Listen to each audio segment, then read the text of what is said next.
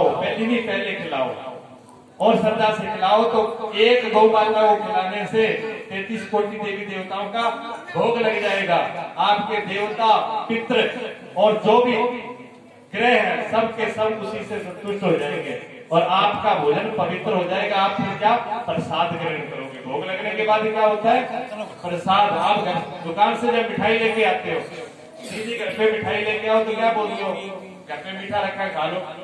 और वही मिठाई जब मंदिर से घूम के आ जाए आश्रम से गुरु जी के पास और जब डब्बा लेकर के आते हो तब क्या कहोगे, मिठाई नहीं कहोगे, फिर प्रसाद कहोगे। है वो मिठाई लेकिन वो प्रसाद बन गया। अब प्रसाद सब लोग घर में बांट करके खाएंगे और उसे संतुष्टि हो जाएगी। ठीक है ना। तो पहली रोटी नहीं खिलाना, पहले खिलाना है पवित्रता के साथ। फेंकना नहीं है, पूरे सम्मान से जिमाया जाता है। ऐसे नहीं अगर वरदान चाहिए तो बता रहा हूँ, अगर कुछ नहीं चाहिए बस बाहर उतारना है बस फटाफट, तो जैसे आपका जी चाहे वैसे करना। ठीक है ना। जन्म से लेकर के मरण पर्यंत और मरण पर्यंत नहीं, मरने के बाद भी गौ माता की जरूरत पड़ती है। आपको मरने के बाद क्या जरूरत पड़ती है, गरुड़ पुराण पढ़ लो। मरने के बाद गरुड़ पुराण पढ़ते तो क्या कहते हैं, वैतरणी नदी में गौ माता की पूंछ पकड़ के पार होते हैं। ऐसे ही है ना, लिखा ना उसमें। अब कोई सोचता है कि महाराज जी मैं तो बकरी पाल रखी है, मैं तो बकरी की पूंछ पकड़ के टप जाऊंगा। जरूरी थोड़ी है गौ माता की पूंछ पकड़े। अब ये बताओ बकरी की पूंछ कितनी बड़ी होती है, छोटी सी होती है। बच्चे भी कह रहे हैं कि छोटी सी होती है। और जब बकरी के पीठ पे हाथ फेरना तो बकरी की पूंछ ऐसे अंदर को कर लेंगे। वो कहते हैं मेरा काम नहीं बता रही थी, आपके काम की नहीं है, ये वैतरणी नदी पार नहीं करेगी। फिर चले जाना भैंस के पास और भैंस पे हाथ फेरना। जो पेशाब में लिबड़ा हुआ पूंछ है ना, एक उठा के देगी कनपट्टी के नीचे। वो कहेंगे बेवकूफ है, ये पूंछ काम आने वाली नहीं है, यहाँ मेरे से पिटोगे आगे जमराज पिटेंगे, इसलिए कहीं और देख। किसके पास जाना पड़ेगा, जब आप गौ माता पे हाथ फेर के देखना वो पूंछ खड़ी कर लेगी ऐसे। वो कह देंगे यार आप फिक्र मत करो, मैं तैयार खड़ी हूँ।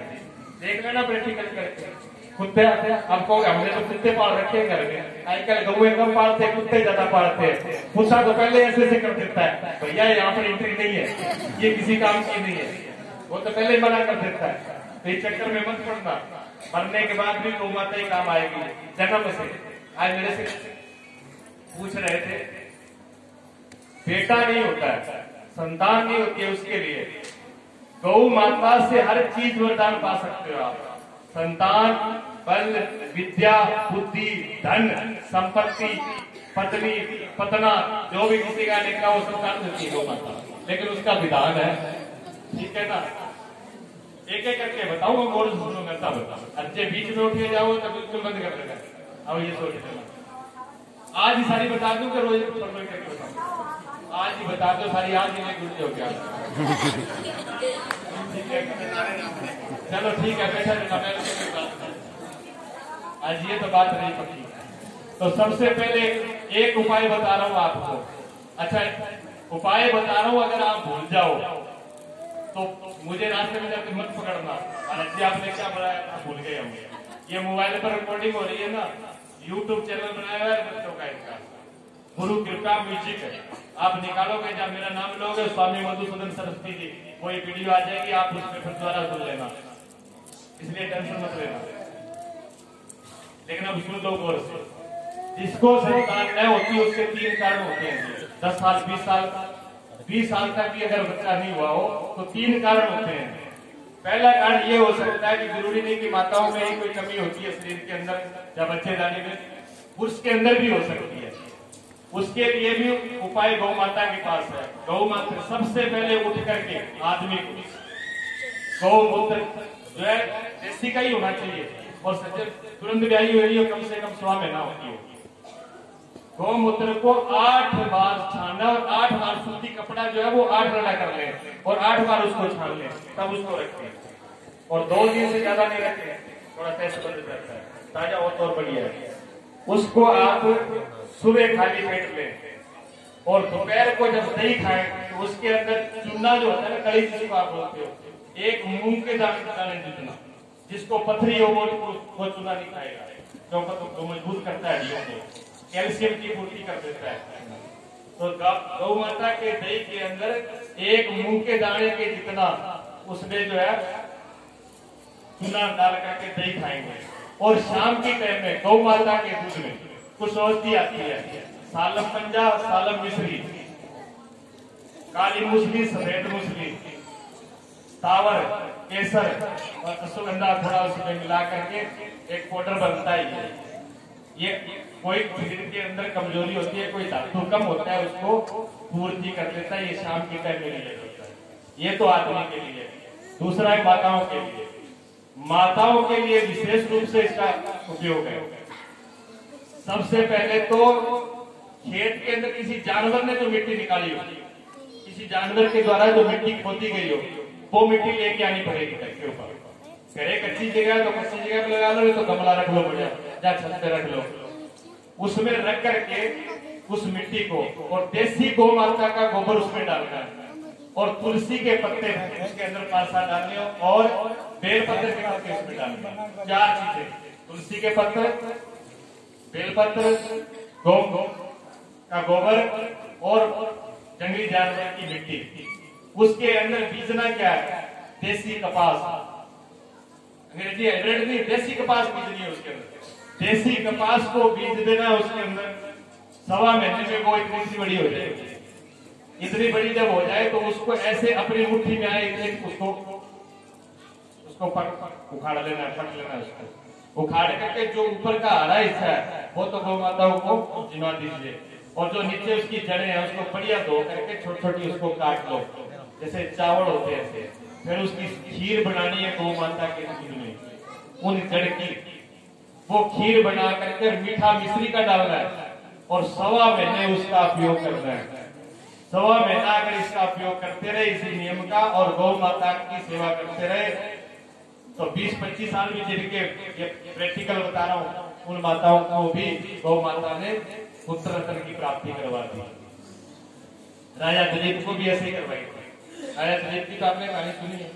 राजा दिलीप को भी संतान नहीं थी, उनको श्राप लगा हुआ था। फिर गुरु जी के पास गए, गुरु जी ने कहा गौ माता की सेवा करो। सेवा की उन्होंने, कैसे? पूरे तन मन से गौ माता को खिला के खाते, खिला के सोते और ला करके फिर नहाते, पूरे विधि विधान से। तो नंदिनी जब प्रसन्न हुई तो परीक्षा ली भी, मेरे प्रति कितनी श्रद्धा है इसकी दिलीप की। जब श्रद्धा ली तो नंदिनी क्या किया?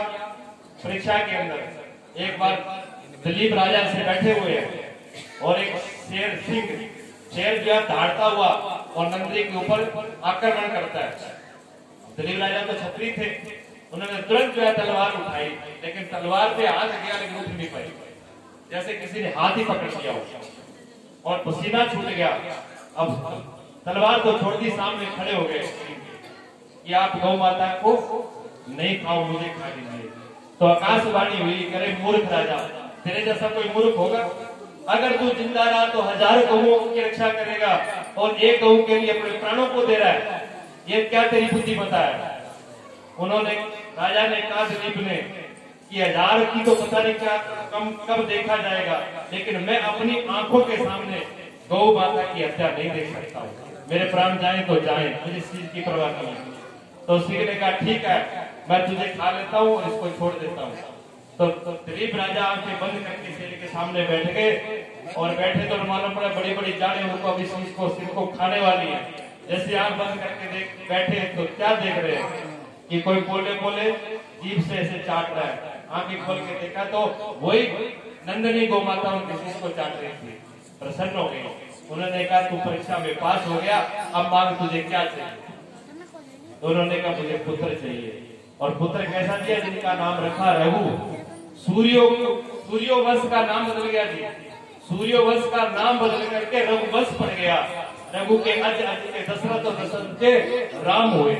ये वही से बस चला, नहीं तो ना राम होते, ना दशरथ होते, ना जो होते, 4 पीढ़ी पीछे समाप्त हो गया था काम। लेकिन गौ माता ने देख लो वंश को चला दिया।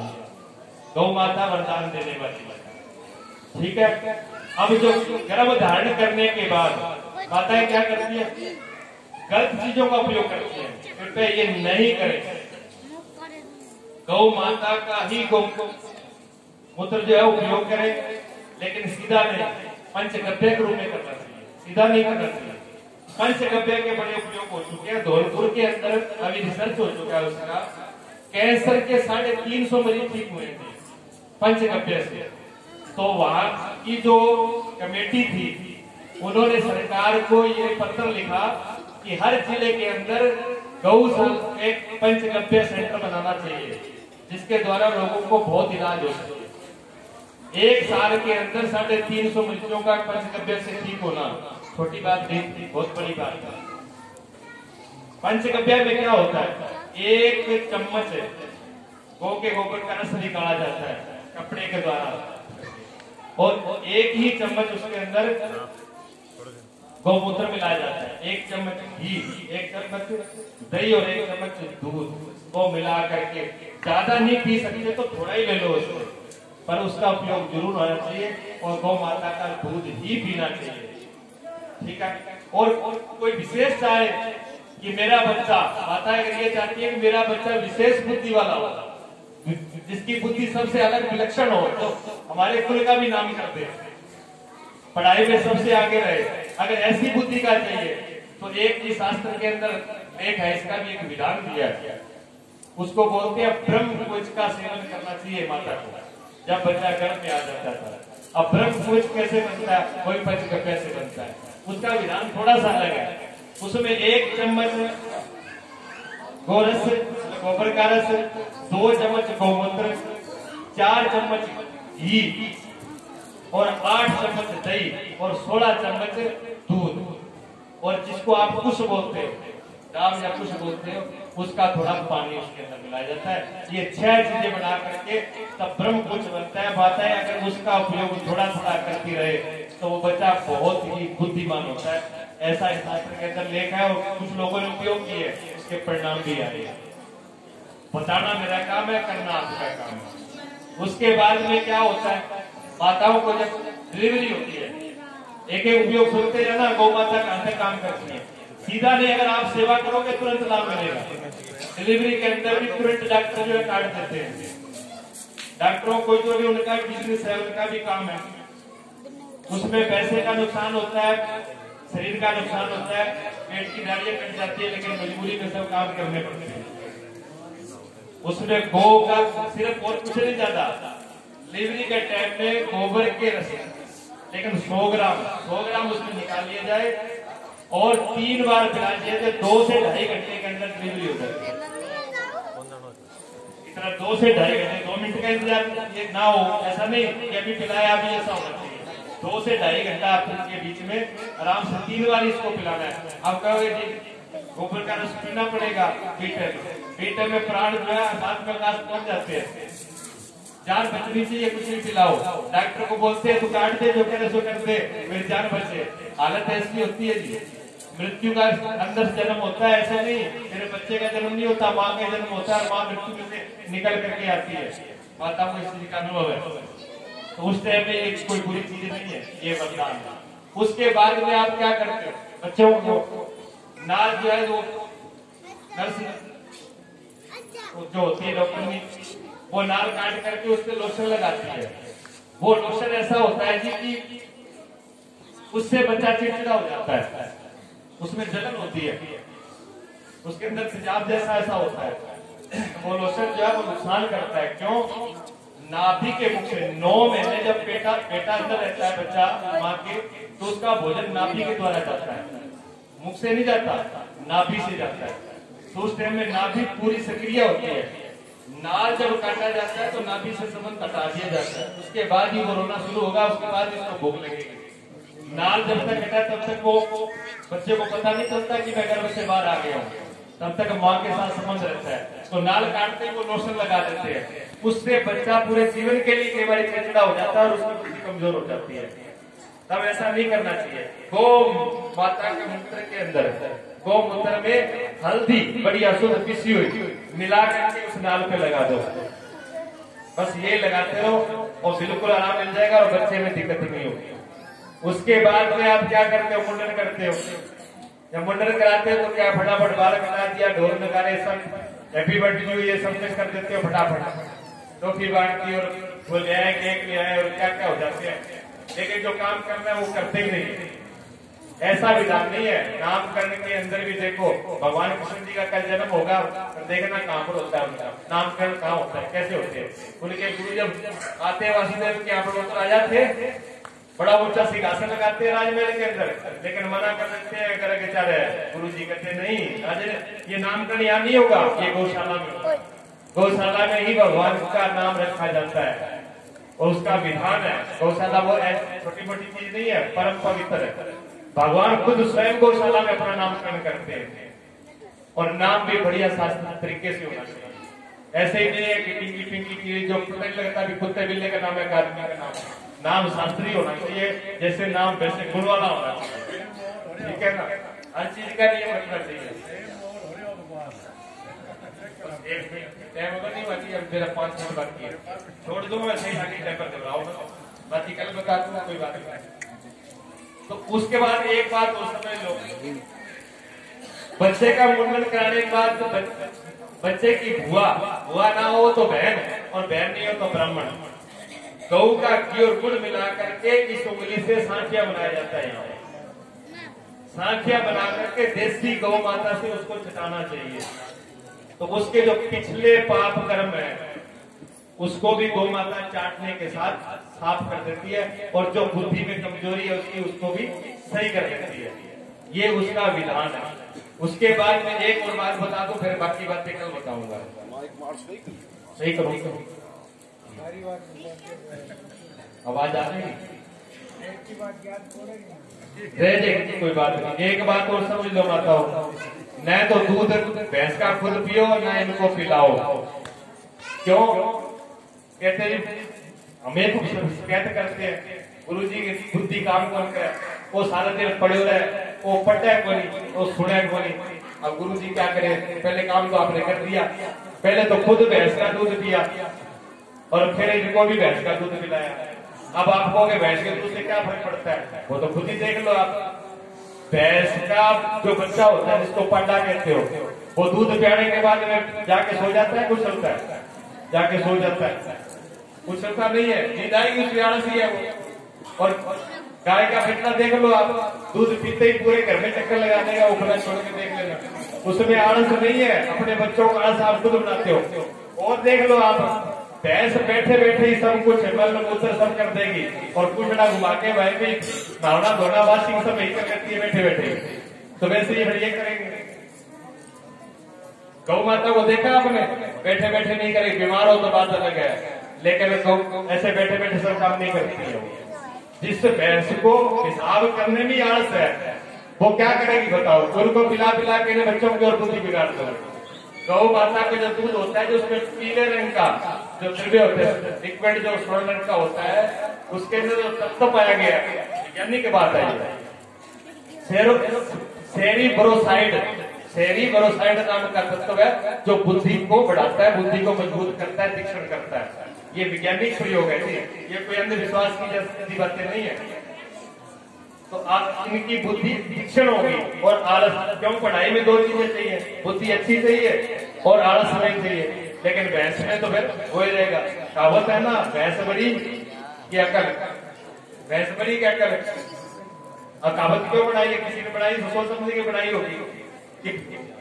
अकल से बड़ी भैंस कभी नहीं हो सकती।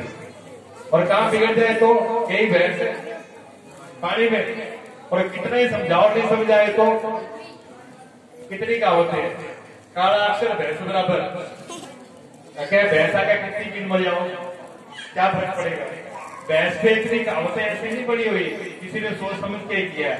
भैंस का दूध बाती होता है, गोडों के दर्द होते हैं, जोड़ों के दर्द होते हैं, आलस पैदा करता है। जैसा खाओ अन्न वैसा बने मन, मन और तन पर इसका पूरा असर होता है। इसलिए अपने बच्चों को सुबह, बच्चे क्या करना पड़ेगा? बैठ जाओ बच्चे, बैठो नीचे। सुबह उठ करके नहा करके सूर्यों को एक जल लोटा चढ़ाओ, सूर्य मंत्र बोल करके। उसके बाद गौ माता को प्रणाम करके गौ की 7 परिक्रमा करो, 7 परिक्रमा करो, और शाम को दूध पी करके सो गौ माता का। और गौ माता का दूध कब नहीं पीना? सिर्फ सावन में। सावन में दूध नहीं पिया जाता, भोलेनाथ पे चढ़ाया जाता है। जब सावन का महीना शुरू आता है तो मोबाइल पर पोस्टें आनी शुरू हो जाती है। बड़े बड़े ज्ञानी बैठे हैं जिनको धर्म की एबीसीडी पता नहीं है, वो समझाने लगते हैं। क्या एक बच्चे को बिठा दिया गरीब का मंदिर के पास में और वो मांग रहा है, उसको नहीं दे रहे और दूध लेकर के भोलेनाथ पे चढ़ा रहे हैं। कहते देखो हिंदुओं की बुद्धि खराब हो गई, पत्थर पे दूध चढ़ाते हैं और बच्चा भूखा पास में पड़ा है उसको दूध पीने को नहीं देते। उन बेवकूफों को ये पता ही नहीं है कि तुम तो आज ज्ञान सीखे हो हमसे, ये हम ही ज्ञान बहुत पहले सीखे थे। ये अपने बच्चों को जाकर के पढ़ाओ, हमको मत पढ़ाओ। सावन के महीने के अंदर वर्षा ऋतु होती है, अरे चारे में सब में बात बढ़ जाता है, उससे पीने से रोग ज्यादा बढ़ते हैं। इसलिए सावन के महीने में दूध वर्जित बताया गया। आयुर्वेद में उसको विष के समान माना है और विष सिर्फ भोलेनाथ पर ही हजम होता है, इसलिए पूरा भोलेनाथ को ही चला दिया जाता है, पिलाया नहीं जाता। हर चीज के पीछे विज्ञान जुड़ा हुआ है, किसी भी धर्म के पीछे लगने की जरूरत नहीं है। सिर्फ सावन में दूध बंद रखो और भादुए में दही और छाछ। आयुर्वेद में छाछ और दही भादुए के महीने में नहीं पिया जाता। ये 2 महीने छोड़ करके बाकी पूरे टाइम शाम को दूध पीजिए, बुद्धि बढ़िया होगी, दिमाग बढ़िया होगा, शुद्ध रहेगा। मैंने बोलना तो बहुत कुछ है लेकिन कल बोलूंगा, कल आगे और कुछ बताऊंगा। एक बात बोलिए, सतगुरुदेव भगवान की जय।